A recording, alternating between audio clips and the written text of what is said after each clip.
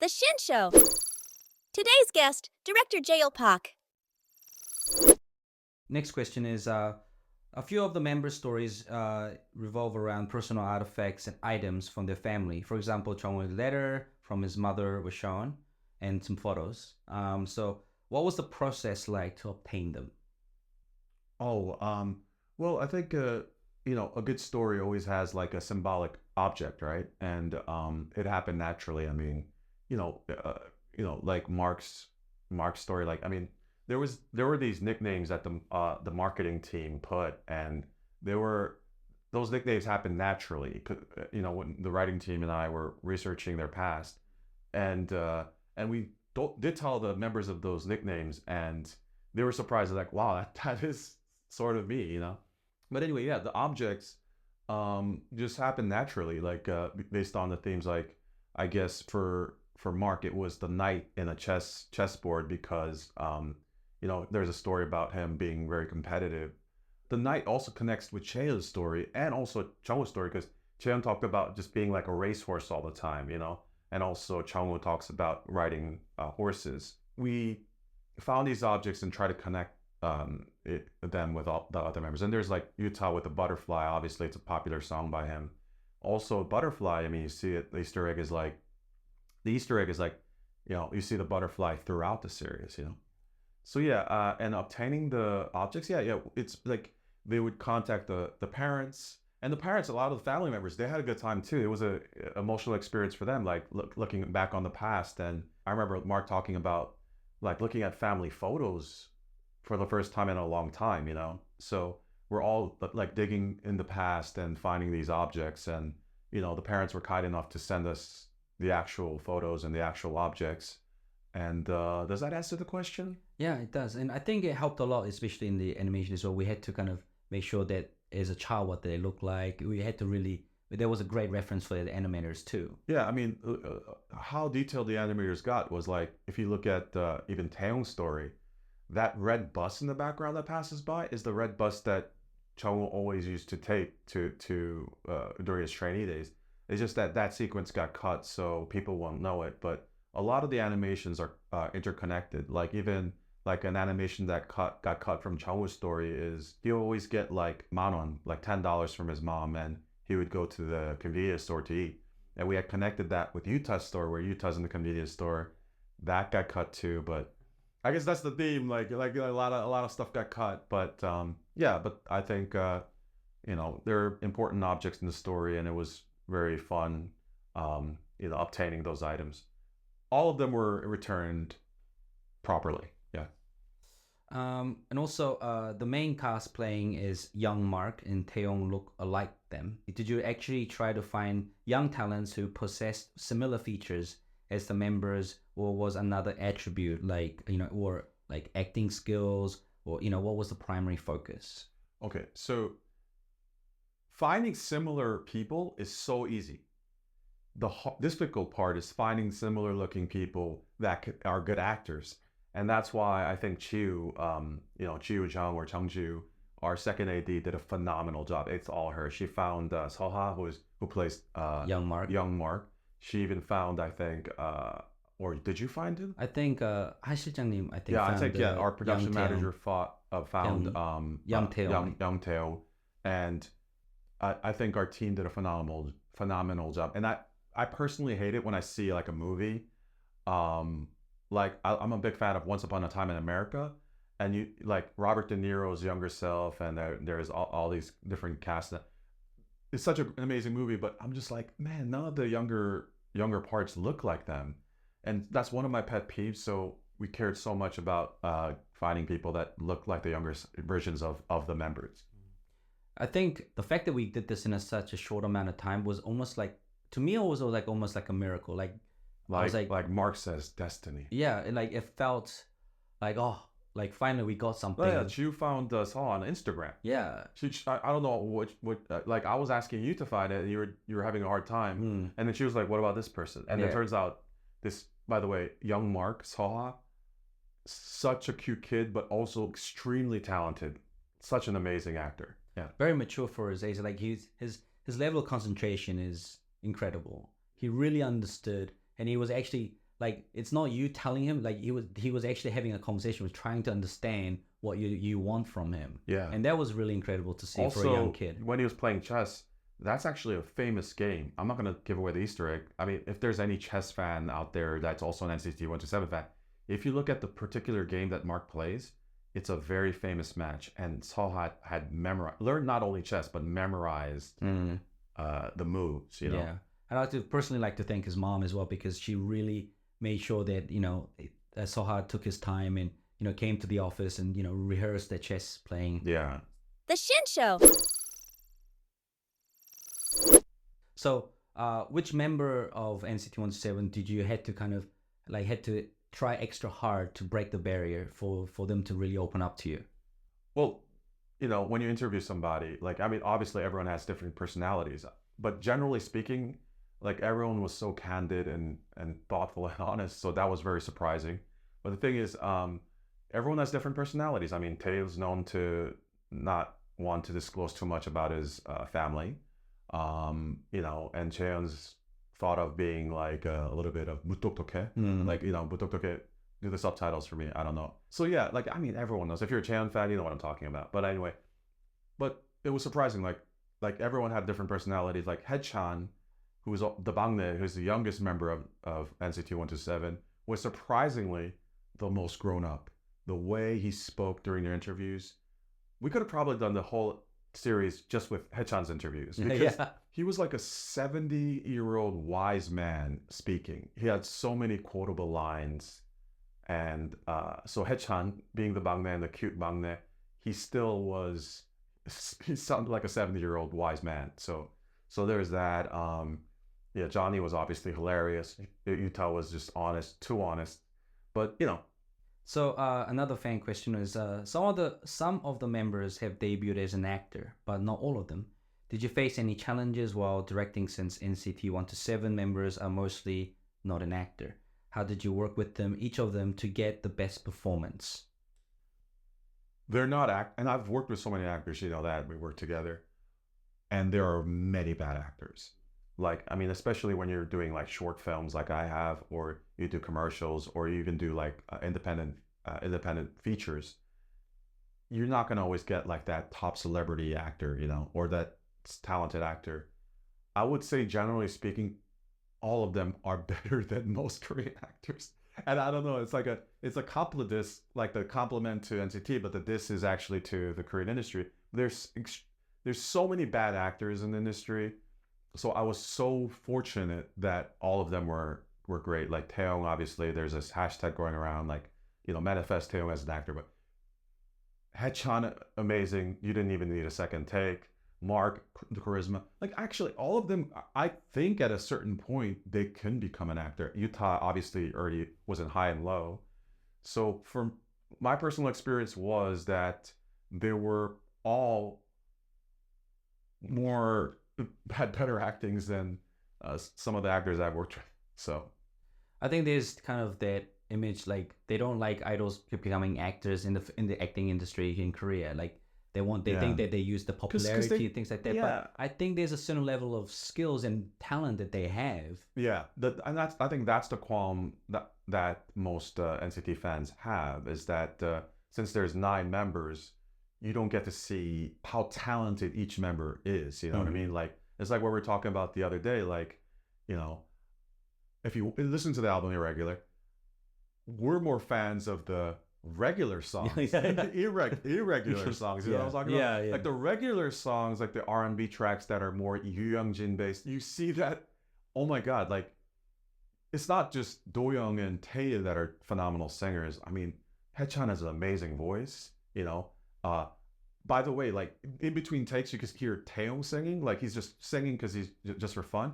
Taeyong's not just a rapper; he's a talented singer. Yeah, like he sings these high notes. Like Johnny's a talented singer. It's just that there's 9 members, and you can't see all these facets of their talent. I mean, Yuta, obviously, his sensibilities, his taste is so eclectic. He listens to a lot of rock music as well, and he could do rock. And so I feel like a lot of the time, like we're surprised that, you know, oh, is that K-pop member a great actor?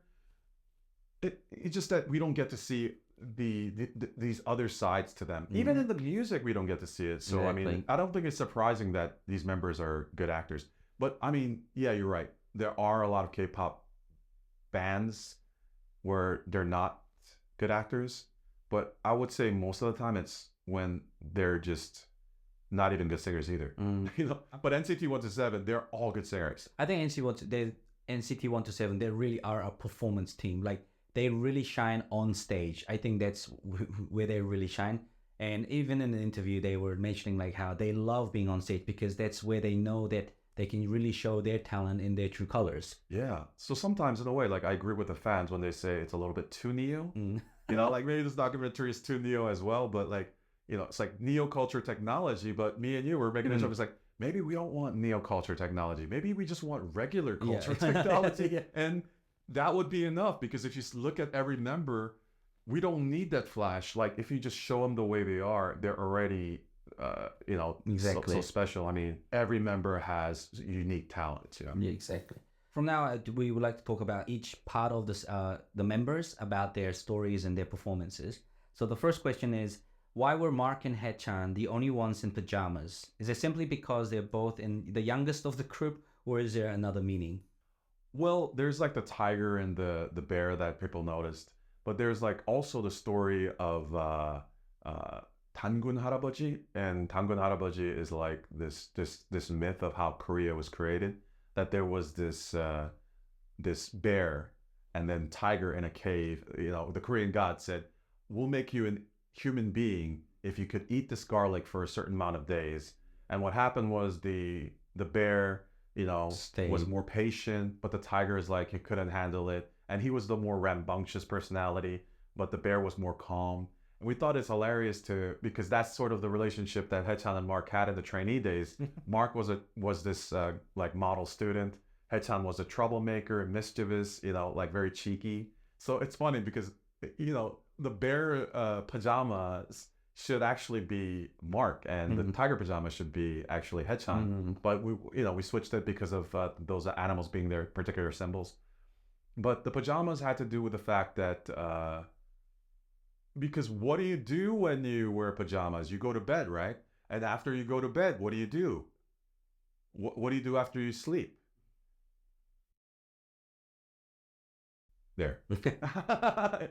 The performance that we had for both members, the initial idea, and it was the head writer's idea. Head writer is what, like mom, she was very ethical and she cared about the members.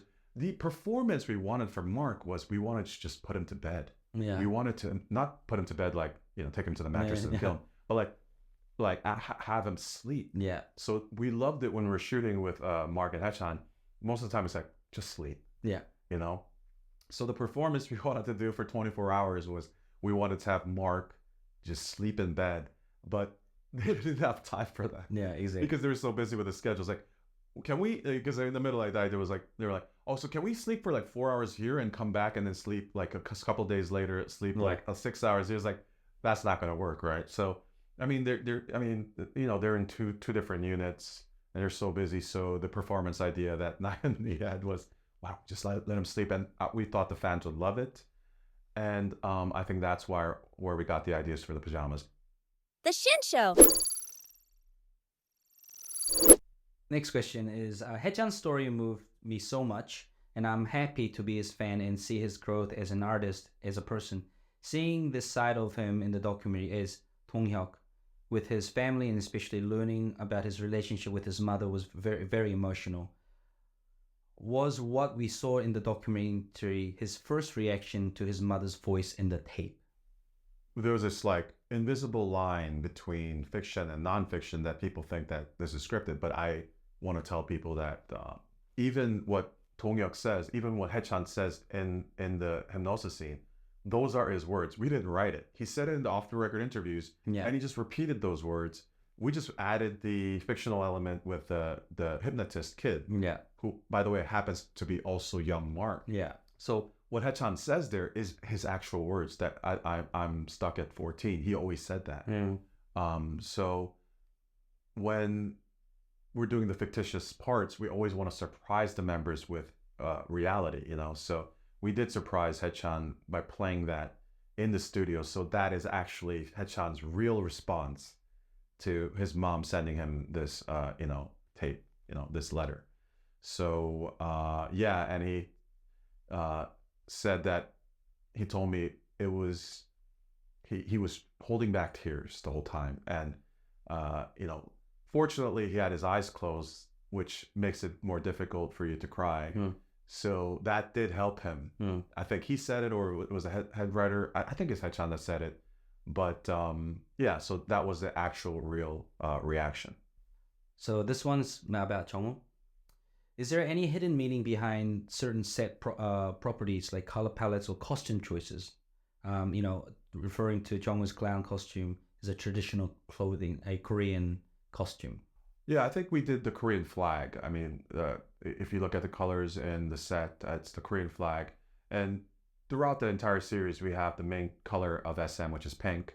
And then there's the main, NCT 127 green color, so there's thought behind that. But in Jongwoo, we had the Korean flag as, one of the symbols. Almost like the Korean Kwangdae, the Korean clown, Okay, for this one is Johnny. Okay. I'm curious why NCT 127 did not go to Johnny's photo exhibition. I love the beautiful words and art for Johnny, but I thought it would be cute to see their reaction too. Can you explain more about that decision? Was it a scheduling issue or simply not needed for the narrative? I, at a certain point, thought that the documentary is impossible because they're so busy. And despite making a documentary about NCT 127, it's almost like we have to all line up and wait our turn to get time with NCT 127. It's almost like we're being a fan on a line. Inevitably, there's a scheduling issue with any any K-pop band. So that was always there. But at the same time, we did decide that the members not being there would be more special because it's just Johnny experiencing it by himself, and if the members came out later, and it would have been great if the members are hidden and they came out later, but getting all the members in one room was so difficult, like throughout the year, Yeah, I mean, I remember because I had to secretly get them to draw Johnny. Yeah. During the concerts. Yeah. And so we had to drag them like secretly out and get them in this private room, and it's like, hey, can you do this? And because we didn't want Johnny to notice. Yeah, it was very difficult to keep a secret with these close 9 members and just trying to convince them, don't tell Johnny. The interesting thing is and Johnny thinks that he's secretly taking photos of the members. Yeah.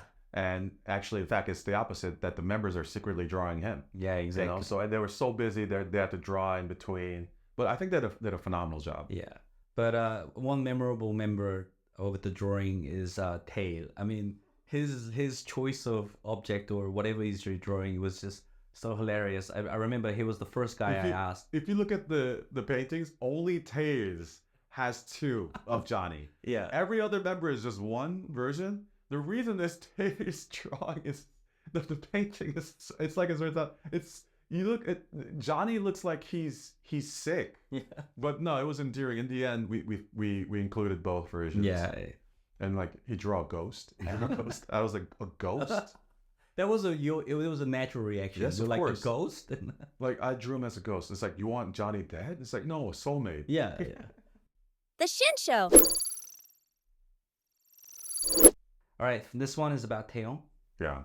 In the final episode, it is revealed that Taeyong played a role in many of the members' stories. Was it intentional? If so, how did you make that decision? Well, one thing that I would like the fans to know is that all the performances weren't random. I mean, we discussed it with the members. Also, we wanted to have the performances be thematic. For instance, we wanted Tae to, sing in a taxi because we wanted to connect it to the father, but also Tae's not like a member that's been in a spotlight often, So we wanted, because he has an amazing voice, one of the most talented singers in the group. So we wanted to give him a platform for that. Toyoung, 도망가자, Run With Me, that song is iconic among his fans on Bubble, where they always request that song from him. All the performances that the members do are thematically driven. It's not random. And in Taeyong's case, the reason why we decided together with Taeyong that he would be in other people's stories is because um, in prior interviews, Taeyong had said that he had a difficult time relating with other people, and he even says it in the documentary, you know.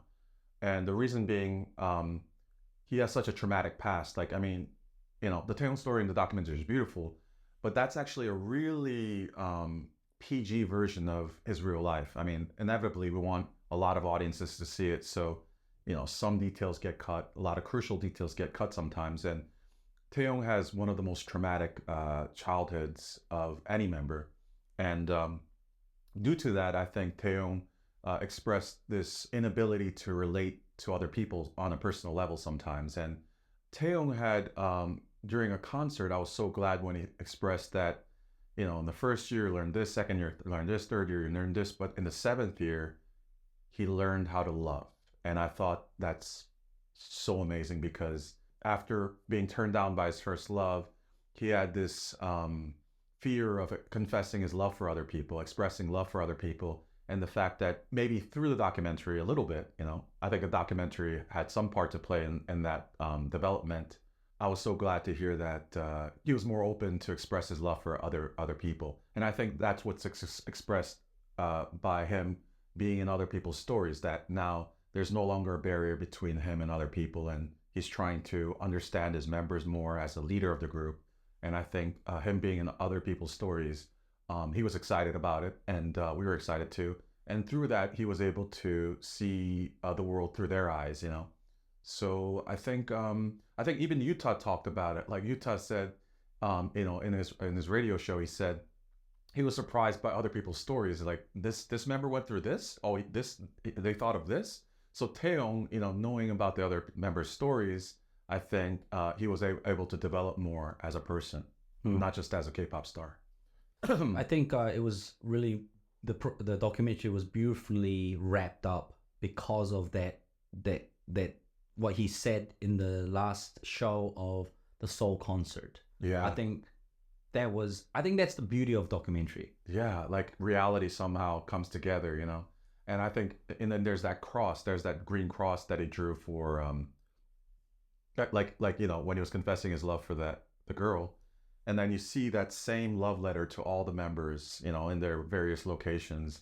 I feel that it beautifully came together with that last monologue at the end where he says, "I learned how to love in the seventh year." You know? Yeah, what a beautiful scene. Yeah, yeah. Oh, by the way, that whole monologue where he talks about not just in the improvisational scenes were all them, but even the whole entire monologue where he talked about, you know, his children wearing the masks of adults, and that entire sequence at the end, that is all Taeyong. Not a single word was by us. Exactly. Yeah. What was the mood and main focus that you tried to convey after listening to Taeyong's stories, either from the clips chosen, animation, or the sound, which is, you know, music? Well, like I said, like you start with their stories, the story that Taeyong wants to share, and we listened to the various stories that he shared, and the head writer and I were so moved by his story during his middle school, you know, because you want to have one coherent story and one story that wraps up nicely, you know, for the short medium, because it's like one part of one episode. So the song chosen, we thought it was so thematically related to his experience in middle school. Through music, he was able to overcome his harsh past, and I think that's what we wanted to focus on in his story. I mean, the mood, I mean, like, I guess I could just use adjectives, but the mood, I mean, it's a lot of pathos in it. There's a lot of sadness, but also, you know, because there's this amazing moment where, you know, he's singing a song and all the fans have a different light, not green, but it's like a different light. It's almost like, and Doyoung says that for him, music was like light, you know, and we always wanted to connect the fans in some way. So like if you see him talking about music being like almost a source of light to him, you see the fans with their phones. Also the animator, I want to thank Sasha, you know, Sasha did an amazing job. And also the fact that we focused on paper, like, because like when you're doing, like in Doyoung's story, everyone's like voting using paper. And then later, paper becomes crumpled up paper becomes like a negative symbol where like Toyoung disappears from his chair and it's all like it's a pile of crumpled up paper. But then later when he's at the, 수련회, he's at the talent show in high school, you see, paper airplanes flying everywhere. And that was a nice touch. And paper airplanes, it wasn't random either. I mean, in the Link concert, there for one song, Yeah. you have the paper The airplanes paper. flying. So, yeah. The Shin Show.